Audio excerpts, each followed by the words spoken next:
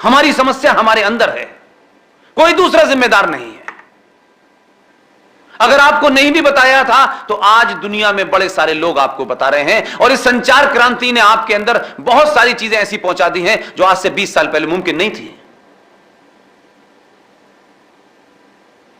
इसलिए राष्ट्र क्या है, देश क्या है, हमें नहीं पता, धर्म क्या है, मजहब क्या है, हमें नहीं पता। इसलिए हमारा यूथ इंटेलेक्चुअली विरोधियों को काउंटर नहीं कर पाता। इसमें कोई हिंदू मुस्लिम की बात नहीं है, इसमें इस बात का ज्यादा जिक्र है कि आपके दुश्मन ने नैरेटिव बनाए, 21 लाख लोगों की लाशों पे यह देश बटा, भारत बटा, भारत बना, और हम 47 के बाद से हमने एक झूठा और मक्कारी का नारा लगाया, सारे धर्म बराबर हैं। इस बात में कुछ गलत बात नजर आती है आपको? सारे धर्म बराबर हैं जैसी बात में कोई गलत या अच्छी बात नजर आती है आपको? यही मेरी चिंता है, आपकी खामोशी। अगर बीमारी का इलाज और बीमारी नहीं पता होगी तो इलाज कभी डॉक्टर नहीं कर सकता, आप भी नहीं कर सकते। सारे धर्म बराबर हैं मतलब सारे धर्म बराबर है, क्या मतलब होता है? धर्म तो एक ही है, तो बराबर किससे होगा? तो घड़े और घोड़ों की तुलना हो रही है क्या? इसलिए इंग्लिश के वर्ड रिलीजन का हिंदी में ट्रांसलेशन हमारे मक्कार लोगों ने किया और कहा कि इंग्लिश में इसका ट्रांसलेशन जब हिंदी में होगा तो धर्म होगा। तो हम जिस धर्म को मानते हैं, हम जिस फिलॉसफी को मानते हैं, जिसे हम धर्म कहते हैं, वो मजहब की तुलना में नहीं खड़ा हो सकता। मजहब क्या है? मजहब कोई पैदा होता है, उसके पैदा होने की भी डेट है, उसका एक कोई पैगंबर होता है, उसकी भी डेट है, उसका भी कोई नाम है, उसके भी पैदा होने और मरने की डेट है। जिस सनातन को आप मानते हैं वो कब पैदा हुआ, उसका कौन पैगंबर है, बता सकते हैं क्या?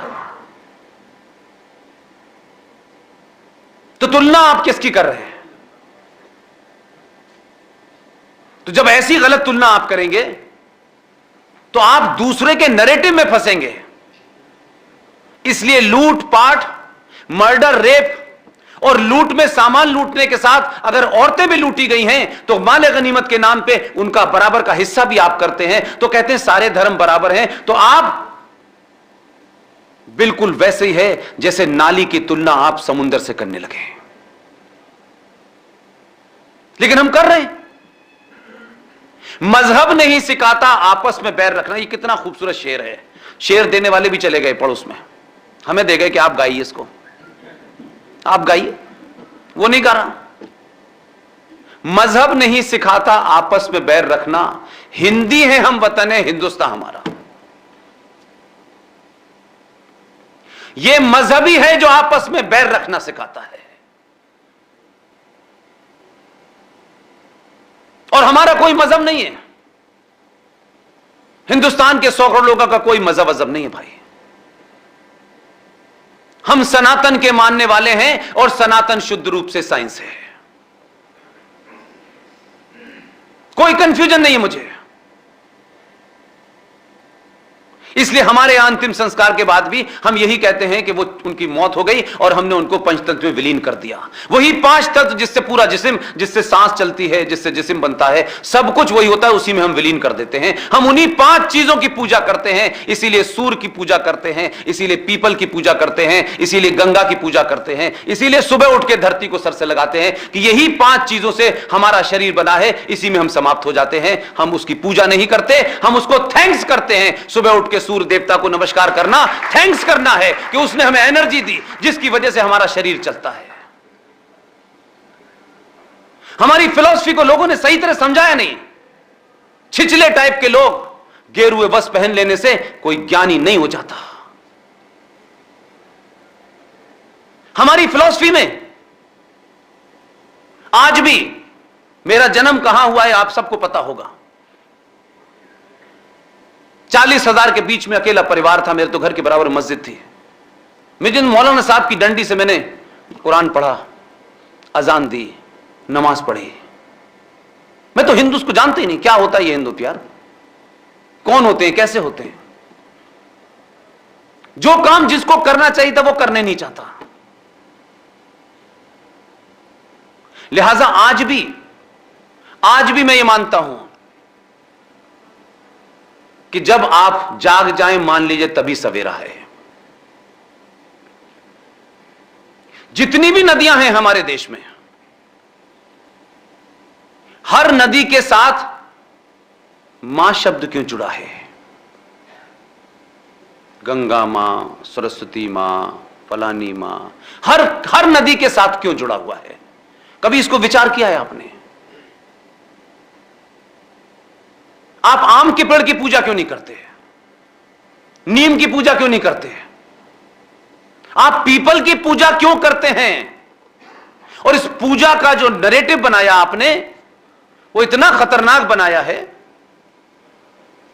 कि जब आप किसी भोले भाले बच्चे को समझाएं तो उसकी भाषा में समझाएं। आज के यूथ को जिस भाषा में समझाना चाहिए था आपने नहीं समझाया, इसलिए आपका यूथ ये कहता है और आप ये कहते हैं आज हमारी बच्चे हमारी बात ही नहीं सुनते हैं, वो पूजा में ही नहीं बैठते हैं, उनको पूजा का शौक ही नहीं है। आपने पूजा करने की बात उससे कही कब? और पूजा का मतलब समझाया क्या आपने? आपको खुद पता नहीं, आप बच्चों को क्या बताएंगे? इसलिए उन बच्चों को इसलिए तकलीफ होती है कि वो जो उनकी भाषा है, जो कम्युनिकेशन की आपकी स्किल होनी चाहिए, उनके साथ कम्युनिकेट ही नहीं करते आप। इसलिए समस्या खड़ी होती जा रही है। आपका यूथ आपके घर में आपके संस्कारों का ही विरोध कर रहा है और वो सही कर रहा है। आप जिम्मेदार हैं इसके लिए, मैं जिम्मेदार हूं इसके लिए। हम गंगा क्यों कहते हैं? गंगा को गंगा मां क्यों कहते हैं? क्यों गंगा आरती करते हैं? हर चीज को एक सिंबल के तौर पे समझाया जाता है। दुनिया में अगर सबसे ज्यादा कोई पवित्र चीज है, सबसे ज्यादा पवित्र है, और दुनिया का सबसे बड़ा कोई सच है, उसका नाम है मां। कल भी एक मंदिर में गया था मैं, वहां भी मैंने कुछ बातें दूसरी कही थी। मां दुनिया का बड़ा सच है और बाप दुनिया का सबसे बड़ा विश्वास है।